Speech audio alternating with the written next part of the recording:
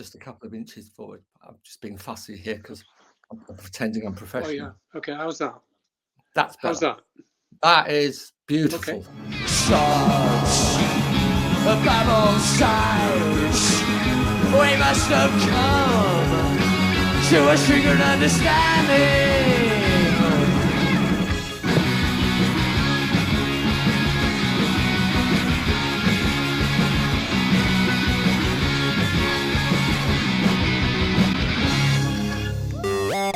Fool's World. All right. Well, Dave Formula, how nice to meet you. On And this, very nice to meet you, Andy. it's a sunny day. Whereabouts are you? I'm in Louth in Lincolnshire. All right. Okay. Is it sunny there? It's nice Yeah, here. yeah, it's streaming in. Hence the sunglasses on my head. Yes. Well, indeed. The Surrey sunlight is blinding me. Oh, it's a better class of sunlight down there. So, we've not met before, and I feel like I already know you because of magazine. I was a really big Okay. fan. Oh, right. Okay. And so it's great to meet you. I'd like we've got a kind of mutual friend in Howard Devoto, in that I played my first gig with the Buzzcocks, and he was really sweet and really helpful and nice, and I thought he was great in the Buzzcocks, and then I couldn't believe it how great magazine were afterwards. How did you get to meet Howard? I met him through the record producer Martin Hanett. Yeah, we were friends, and I'd known him for a few years, and he just got in touch with me and said, "Watch Granada, So It Goes tonight at 10:30. There's a band on which I think you might like, and they're looking for a keyboard player." So I tuned in and found them very intriguing, because they were very, very different from the vast majority of bands that were playing around Manchester at the time. Very theatrical, very dark, interesting musically. So I called him the next morning and said, "Yeah, great, I really like it." So he arranged a meeting with Howard. So I met Howard in a pub, and we spent about 3 hours drinking and talking. And I guess that was my first audition, to see if I could string two words together or not. Right. And from that point, we arranged a week of rehearsals. They had their own recording rehearsal studio in Chalton Comardy, which was near where I lived. Yeah, it went from there, really. Was magazine kind of all set up? Like, was there some money involved to begin with, sort of thing? What, before I got involved? Yeah. Yeah, they'd already signed to Virgin, Right. publishing and record deal. Excuse me. And yeah, the Shot by Both Sides was just about to come out when I joined, just before Christmas '78. Christmas '77. Yeah, so it was all set up, and then I just dropped into it, which was fantastic for me. Yeah, that was a great single, wasn't it? Shot by Both Sides, brilliant. Is there keyboards on that? Well, not on the original one, because it had been recorded before I joined. But Right. when we did Real Life, the first album, we re-recorded it with keyboards on. So the version with me on is on the album. Right. I see. Great track. So you'd already been playing music for quite a while, hadn't you? Were you playing in the 60s or something? Yeah. First real band was in 1965, and we built up a following sort of around the Northwest, doing sort of soul and sort of funky kind of stuff, and originally a blues band when we were 16, and then when we were sort of 17, 18, we started the St. Louis Union, it was called. Got an agent. We were working, 5-6 nights a week everywhere. There was a real scene in Manchester with the Twisted Wheel, which we were part of. But then we signed to a big agent in Manchester, and they kind of semi-forced us to record a Beatles tune, which was a hit record. But it was probably, in retrospect, a big mistake. Which one was it? Well, which track? Which tune? Girl, off Rubber Soul. Oh, right. And that was a hit, was it? Yeah, it got to number 10 or 11 in the, Oh. you know, so suddenly we were doing much bigger venues, you know, on TV, etc., etc. But it was nothing like the stuff we were doing, really. So we were seen as kind of, you know, very well 17, 18-year-old pop stars, which was okay. It was great fun, but you know, follow that really. Yeah, it was all over by the beginning of '67 anyway. So you played on Top of the Pops about 10 years before you played on Top of the Pops again. Yeah. How did you find the difference between that, your first experience of TV and everything, and then later with Magazine? Well, I was 10 years older, well, more than 10 years older. So, you know, I really was. St. Louis Union, we were all kids, you know, we're just doing it purely because you had to be in a band, you know. Magazine was much more considered and much more, you know, Howard was kind of quite mature really for his age, you know, then. He was not like your average punk new waver really. He was very, very steady and very, as I say, can't think of a better word than considered. You know, he knew exactly what he wanted, what he was doing. So yeah, it was very sort of more sophisticated the way the whole setup was really. But that's what you'd expect, the difference between 17, 18 and 27, 28, you know. Did you enjoy it more with Magazine? I did, yeah, I did. Because, well, it was original music, rather than, it was all, you know, covers with St. Louis Union, apart from a couple of instrumentals we used to do. So it was all, apart from a couple of covers we did with Magazine, it was all original material. And you know, immediately I joined, I managed to write a song that got on the first album, because pretty much the album had been written before I joined. But I thought, I've got to get a song on this. So I was. Which one? Sorry, go on. Parade. Last track on the album on second side. Right. So I wrote that at Martin Hannett's place, because my then, well, she's my wife now, but my partner girlfriend, we were living with Martin and his girlfriend, so we had a bit of a music room in Charlton at Martin's place, and I had my synth there and was some other keyboards. So I wrote it one evening after I'd come back from rehearsal with Magazine. Took it back the next day and said, "Here, I've got a song, Howard," and he loved it. So there we go. And Barry Adamson, the bass player, said, "Oh, I've got a really good little intro theme that would really sit well with that." So he came up with the intro. Yeah, that was nice. That was a nice touch. Magazine albums were always quite interesting in that way, that they, you know, they're sort of well considered, as you say, typical of a Howard Devoto sort of. Yeah, and despite, you know, Howard's insistence, quite rightly in a lot of ways, that he took care of all the lyrics, because he's, you know, an excellent, you know, very original lyric writer. It was musically, it was genuinely democratic.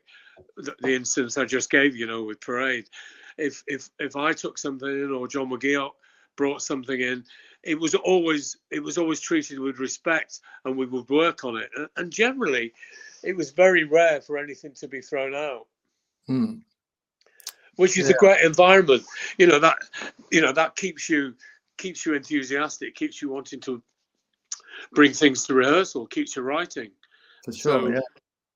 You know, from that point of view, when you're asking me about the difference, I should say, between St. Louis Union and Magazine, that was much more, oh, you know, that shit, that, no, we're not doing that. Whereas with Magazine, it was, oh, right, okay, let's see what we can do. And that's the difference between, you know, time and age, well, whatever. It's a different set of people. Yeah. And Howard seemed much happier in that Magazine setup than he did in Buzzcocks. For the brief period of time that I knew him, that he was in Buzzcocks, he seemed suddenly really certain of himself with Magazine, whereas unsure in the Buzzcocks of what he was doing. You know what I mean?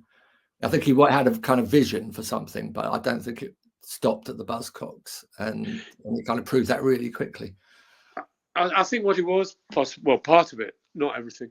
Part of it was the fact that he was suddenly dealing with a different set of musicians who, much as I like the Buzzcocks, probably were a lot better musicians overall.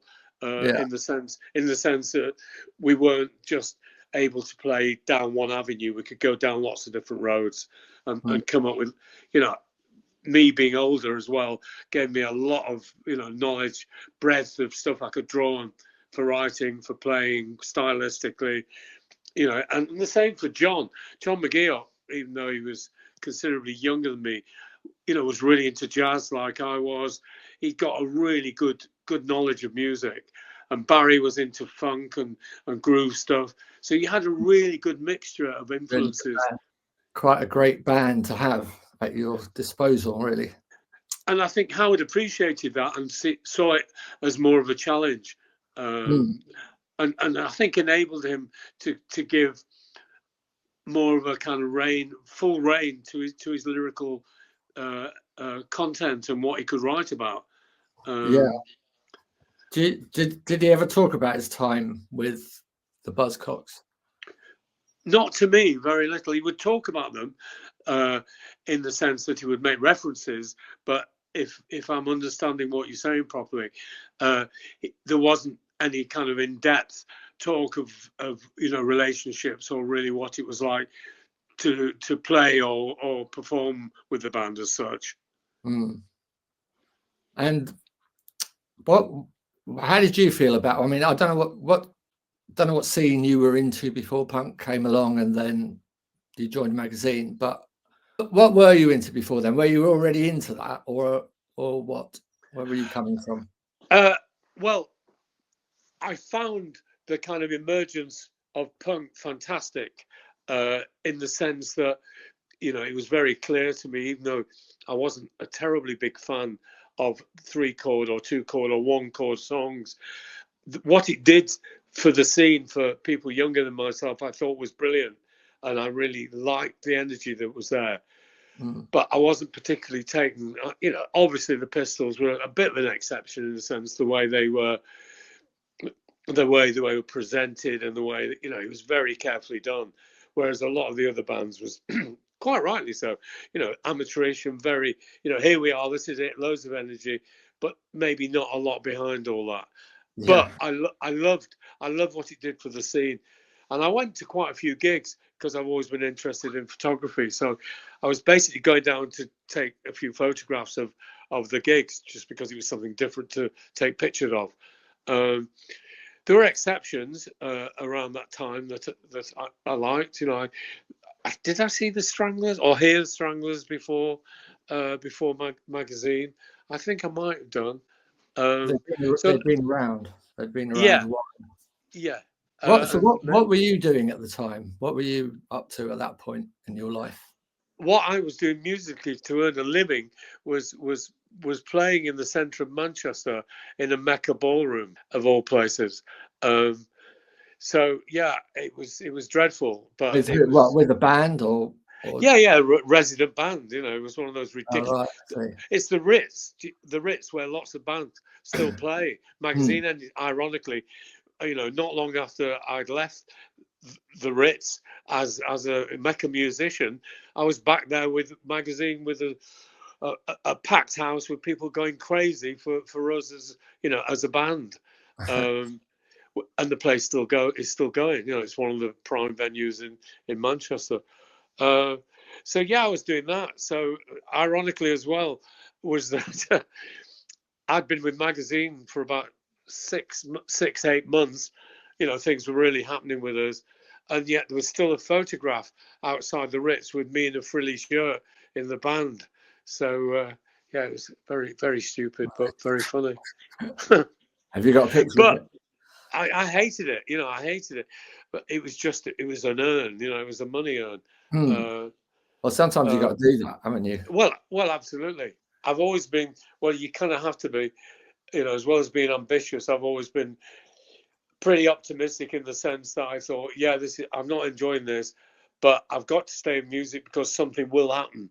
I genuinely believed that something would happen. That it wouldn't last forever. And then one phone call from Martin, and everything changed. So, How did you know Martin Hanett? Sorry, say again. How did you know Martin?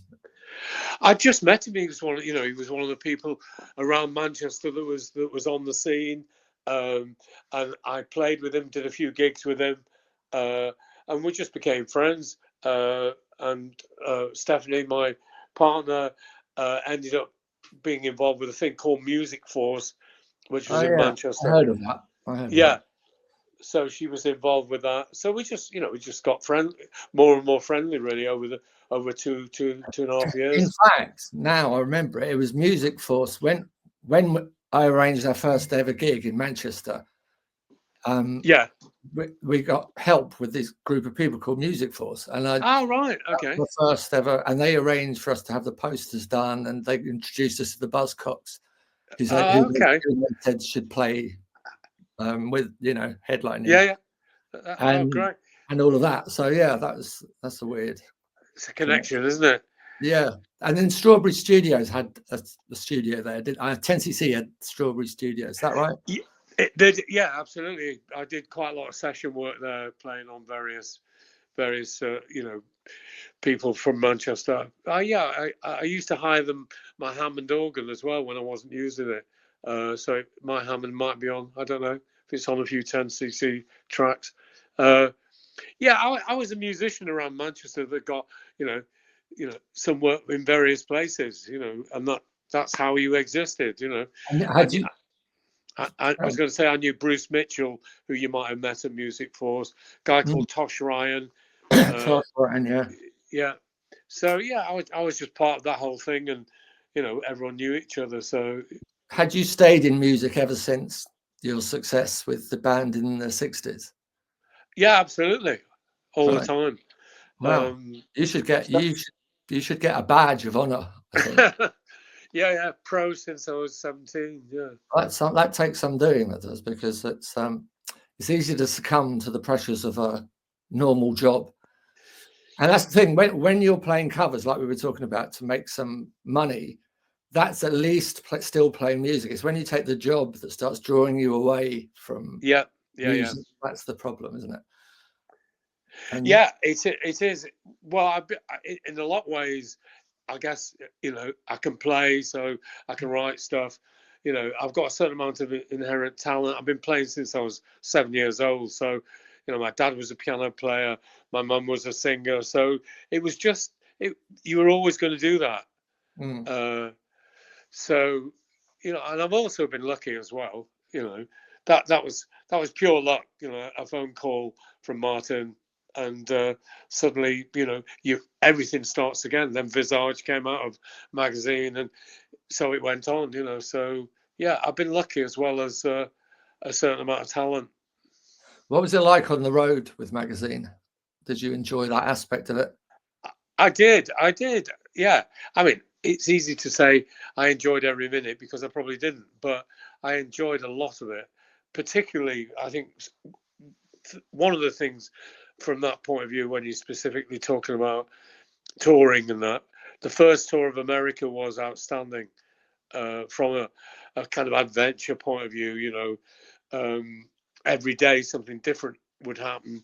A different club, a different, huge journeys we were taking.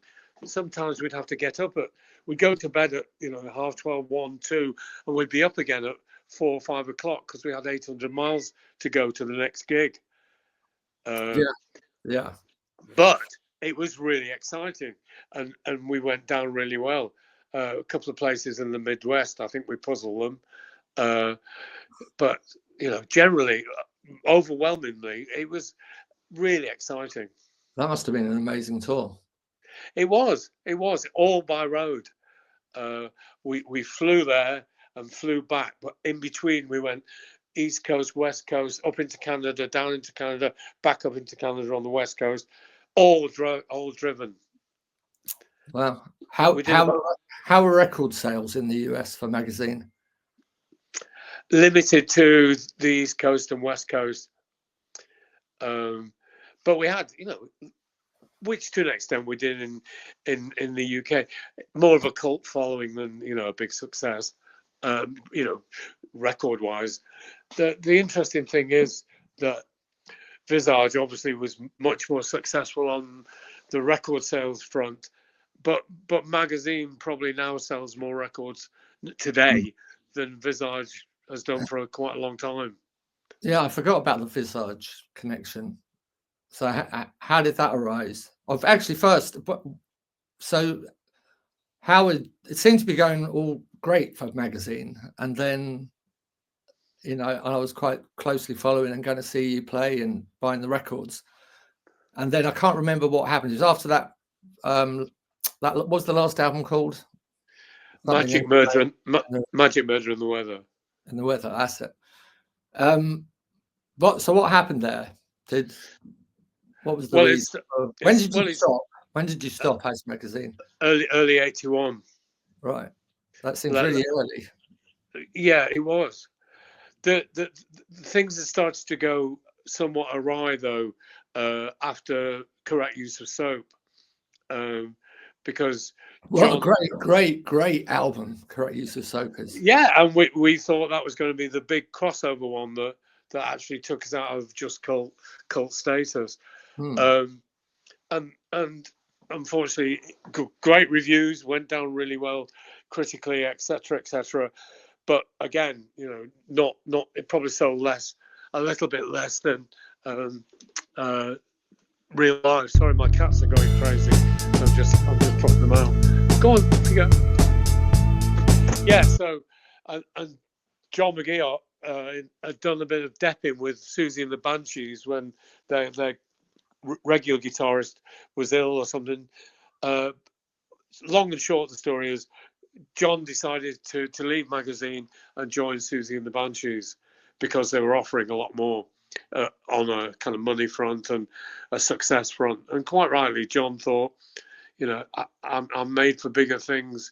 I need to consolidate my success. So I think he in some ways he possibly regretted it, and I don't think he did it lightly. But he decided to leave Magazine. How did you get on with John? I got on very well. We were good mates, John and I. Going back to the American tour, we were staying on that first tour. We were staying in really sort of dodgy motels, with the 2 meter by 3 meter swimming pool out the front, just to say they had a swimming pool, and we'd be lying next to each other after the gig in our beds, and you could watch these massive cockroaches crawling up the walls. We were just throwing pillows at the cockroach. I mean, it didn't happen every night, but that's the level but it was all part of the adventure. It didn't matter, but yeah, we were good mates, and if we had a day off in a city, it'd be me and John that we'd go to an art gallery or a museum or whatever. We tried to actually make something of being in all these great places in America. So yeah, we were good mates. I spoke to Richard Jobson recently, who also, as you know, worked with John. Yeah, and he was talking about the drinking issue and how it was impacting work. Did you find that to be the case? Not at that point, no. I mean, we both like to drink, but there was never a time. I can't think of one occasion during, the course of Magazine when John was in the band that was an issue. Right. I think it built up the way it does for some people, Did it surprise you when he died so young? Yes, because he was living in Sheffield for a while, just outside Sheffield, and I was doing a session in a studio in Sheffield. And I can't remember how we connected. We'd not seen each other for maybe 2 years because I'd moved out of London, come to where I am now in Lincolnshire. But I hadn't seen him for a while. But I think I maybe got hold of his number off Howard or something. Anyway, I rang him, and he said, "Don't stay in a hotel," because I was staying in a hotel. He said, "Come over, we'll meet up, and then you stay here and we'll talk, we'll talk and drink through the night sort of thing. So I ended up doing that. And interestingly, John organised us to meet in the city centre in a pub called the Howard, which was kind of made us both laugh. So we met there, had a drink in there, then went for a meal, then went back to his place, and I stayed there, and we had a great, sat up most of the night just talking and drinking. I mean, he was slightly different. He was just the same John, but things were different because I think he'd been through the mill a bit with well, I know he had, with the Banshees and then with Public Image. So, yeah, I could tell that he'd been in some ways hurt quite badly in a lot of ways by some of those experiences. How do you mean? What kind of thing do you mean? Well, I don't want to go into too much detail, but because of the drink issue, I think there was a parting of the ways in a not a particularly nice fashion with the Banshees, and I think John Lydon didn't treat the band very well. They got dropped, and then he was stringing them all along. And saying, we're going to get a deal, going to get a new record deal. And then behind their backs, he signed a solo deal and just fucked the rest of the band off. So, you don't treat people, you shouldn't treat people like that. No, but a lot of that goes on, doesn't it? And of course it does, yeah. I imagine working for Lydon must be a fucking nightmare. Yeah, I'm sure, yeah, absolutely. Would you go and play, if he asked you to play keyboards on the next Pill tour, would you accept? No. What, now? Yeah. Nah. I'm very old now, Andy. So, I mean, I'm still good. Old. How about for £1 million? Everyone's got the price, you mean? Yeah. What's your price to go on tour with John Lydon? Come on. 5 million smackers on the table right now. It's never going to happen, Andy. It would. What's the 15 million?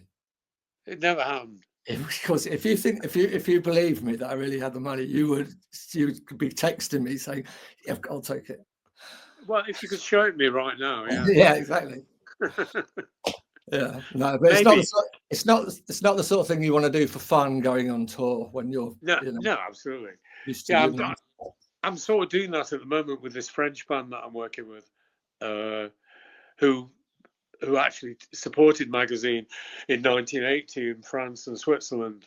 So yeah, I do that because I enjoy playing with them, and they're nice guys and we've become friends. So my wife and I go to France in the summer, stay with them for a week or so, and they come over here and we tour once a year. We've got some dates coming up in April and May. All right. So, what's the name of the band? The band's called Affection Place. Affection Place. Affection Place. Yeah.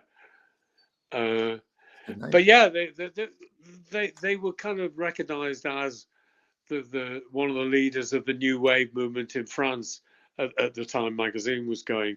So in some ways, I suppose there is similarities between their approach to music and Magazines. So there's two of the original members from that period, and then the singer's son plays bass, and they've got an English guitarist who joined about 2 years ago.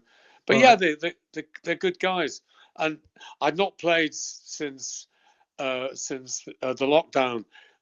So I thought, is that it? I'm going to do any more gigs? And then they got in touch, rang me up out of the blue, said, would you produce an album for us? I've got a recording studio. So they sent me some of the songs, so I ended up recording an album for them, and we took it from there. It's funny how since the lockdown, a lot of old bands and older musicians seem to be more busy than ever. Yeah, isn't it? Yeah, strange. Yeah. I think there's a huge nostalgia side to it, which sure I find a bit off-putting, but I suppose it's good. But do you know what I mean?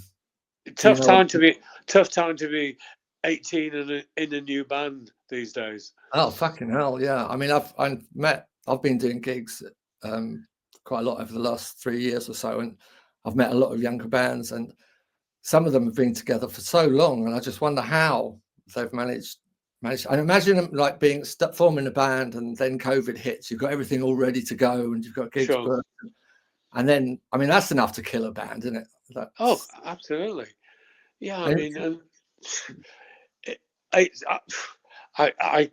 my son and his wife are both really very talented jazz musicians, and they live in Birmingham, and they do well, but they have to supplement it by doing 12, 13 hours a week teaching, yeah, and other stuff, just to pay the bills, and then playing jazz, even good venues and what have you. That's almost purely for love, yeah.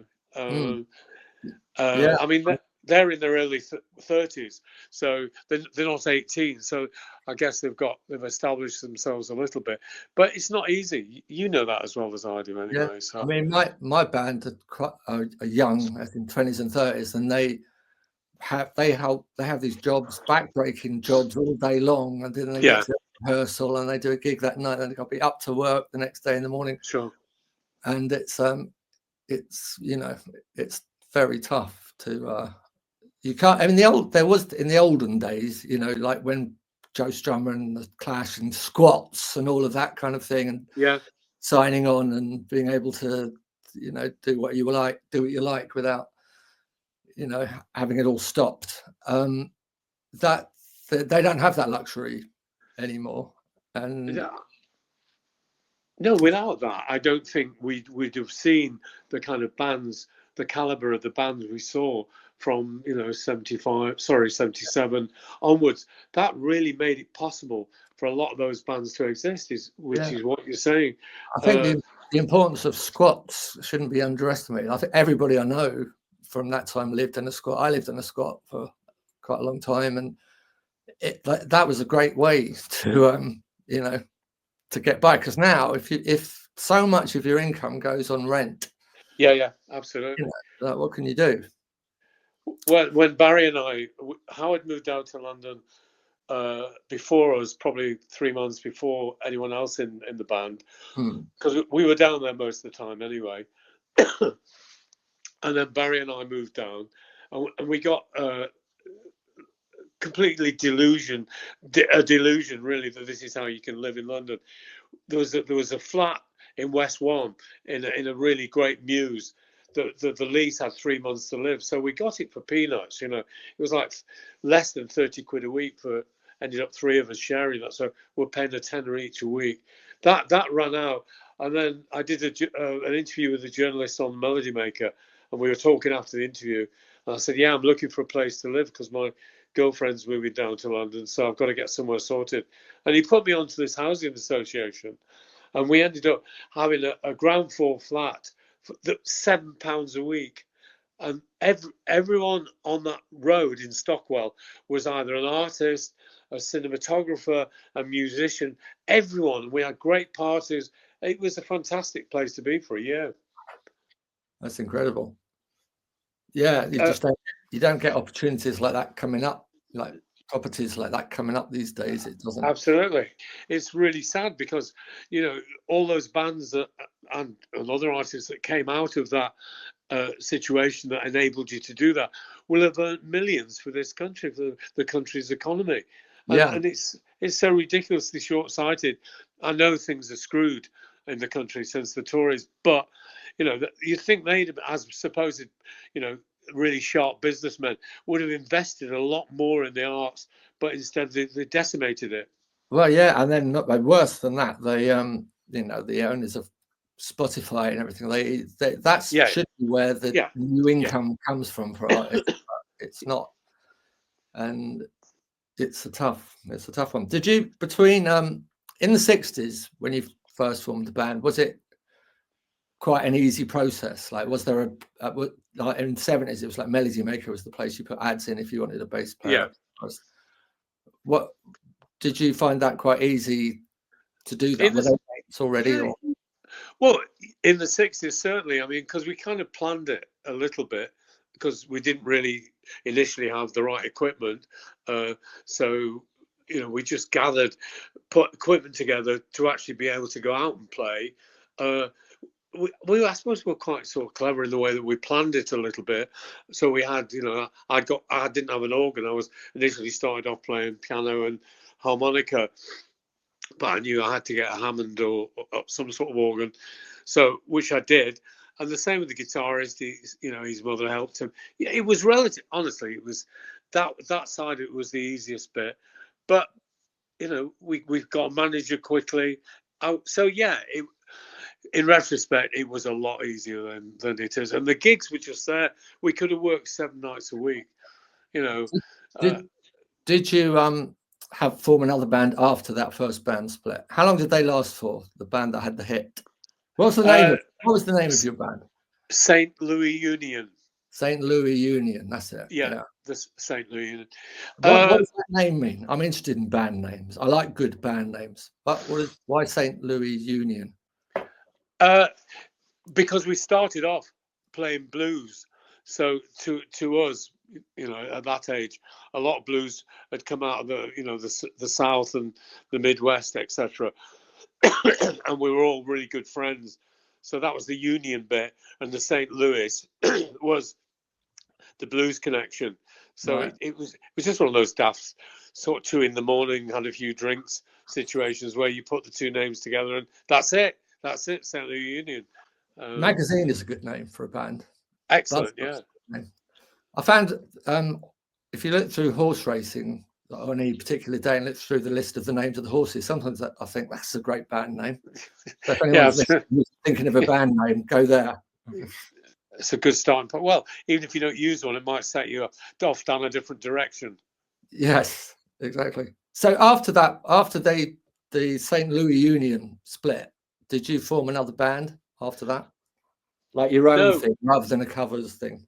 No, it's pretty much, I didn't know what to do. It was quite traumatic in a way, because, 1 minute you're on TV, you've got screaming girls, you know what you're doing, you're going here, you're playing there. Suddenly it doesn't exist. And what do I do now? I know that feeling very well. And the only thing I did know was that I was determined to stay somehow playing. And I don't know what I actually did first off. But I ended up doing exactly what you mentioned. I ended up playing in covers bands in sort of dance halls and places like that, just to keep earning a living in music. It was the same feeling I used to ride a motorbike for quite a long time, and I got in a bad accident with a tractor coming around a tight corner where he was on the wrong side. And I was lying on the floor knowing I was quite injured. But I had this feeling, this is not going to stop me. I didn't think I was as badly injured as I was, but I had this stupid feeling of stubbornness. This isn't going to stop me riding my motorbike. And I had that same feeling after the St. Louis Union. Whatever happens, I'm going to carry on. Yeah. So stupid or resistant. I don't know. It's probably both of those things. But you kind of have to have that, really. I think sometimes you have to do one thing, and it becomes very apparent. Sometimes it becomes apparent quickly or later, but it's you've got to take the struggle with it, haven't you? Yeah, I mean, I don't know how I feel about it, saying it to, because I've spoken to a few times to various musicians that are younger than me, and they say, well, look, we've been going this long, but we're getting nowhere. What do you do in this situation? And I said, it's remarkable. The people that actually keep going generally break through in the end. Not always, but if you duck out of it, for a bit like you were saying about taking a real job, if that's what you call it, the people that stick with it often actually break through. And I said, that's all you can do. Keep doing it. Don't, if you're really serious about it, don't go out for a bit and think you can come back in, because that won't work. So I feel, sorry, go on. Yeah, I was just going to say, so, I mean, how Would you re-enter the music business now if you were starting out, or would you choose something else? I don't know.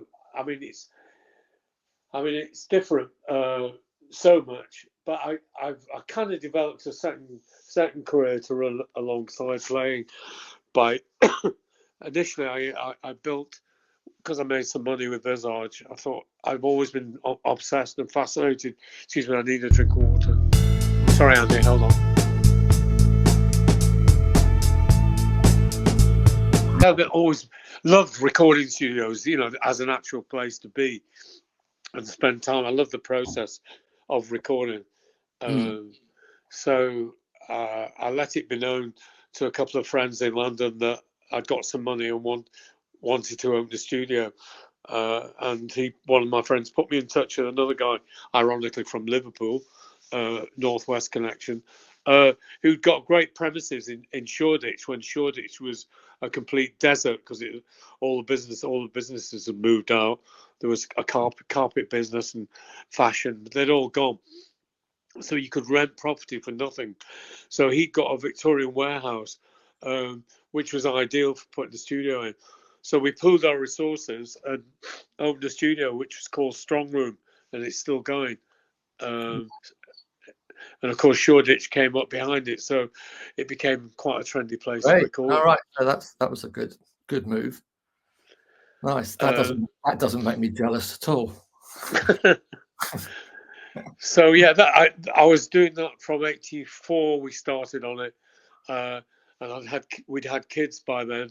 We had our first son in '88, and I kind of found I was doing more administration than playing in the studio. So decided to sell my shares in it. So I sold my half to Richard, my partner. Right. I loved it. It became and it is still very successful. How many kids have you got? Two sons. 2 sons. Right. Yeah. Did you like becoming a dad? Yeah, really. Yeah, absolutely. But we moved. Absolutely. We stayed in London till '94, and then moved out of London to Lincolnshire, and then I built a small studio at the bottom of the garden, and then I extended it in 2016. I was 70 in 2016, so I thought if I don't do it now, I'll never do it. I'll be too old. So I built a big extension. So I've got a big live room now in front of the original. So you do mates rates? Maybe. So what about magazine reforming then? Never. When is that going to happen? Never. We all want it to happen. Tell us about that. Why are you so emphatic?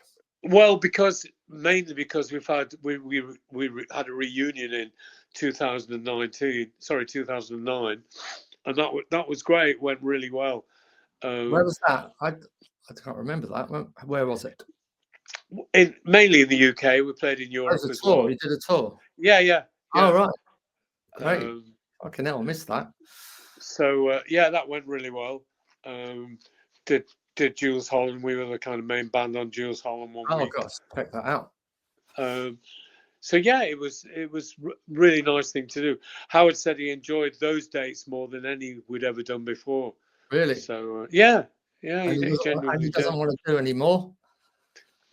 Because every year, certainly up until very recently, we've been offered a lot of stupid money. We got good money when we reformed in 2009, but really big money to reform every year, play all the boutique festivals all over Europe and go to America. But he's never wanted to do it again. I think that was his swan song, 2009. Should we do it? I can do a good Howard Devoto. Can you? Okay. Be like Frank Carter and the Sex Pistols. Yeah, perfect. Yeah. Well, I've got your phone number. Yeah, all right. Okay, think it over. All right, well, it's been brilliant talking and nice to meet you. And likewise, yeah, absolutely. Are you doing any playing at all? Yeah, we start on April the 24th. Playing London, Brighton, Bristol, Hull, of all places, that's near us, and the Voodoo Lounge in Edinburgh is the last day. Oh, Birmingham and Chelmsford. So yeah, we've got 8 days. Whereabouts in London are you playing? Stoke Newington. What's the venue? The waiting. Is it the living room? I think it's called. I'll send you the details. I'll send it to you. What date again? What date is that for anyone watching? The London one is, hang on, 24th. Saturday, the 26th of April. Of April. They should be up by then. I hope this is out. If it's not, then anyone watching that bit can think, shit, that's too late. But anyway, hopefully it will be filled in. But I'll try and come down to the London one. That would be great. Yeah, do. Yeah, I'll send you the details. Nice one. All right. Well, let's stay in touch and enjoy the rest of your day. Thank you Likewise. very much. Fool's World. Enjoying these podcasts? Would like to support this channel, but too humble to ask how. Because we're not monetized on YouTube yet, it means we can't even ask for a cup of coffee, but you can send a price for a cup of coffee or send more than a price for a cup of coffee if you want. Terms and conditions apply, everything we say might be a lie. The Andy Blade Podcast, brought to you by the Punk Legends Society, 25 Cadogan Square, London, WC1V. Reminder, school shooting is bad, don't do it.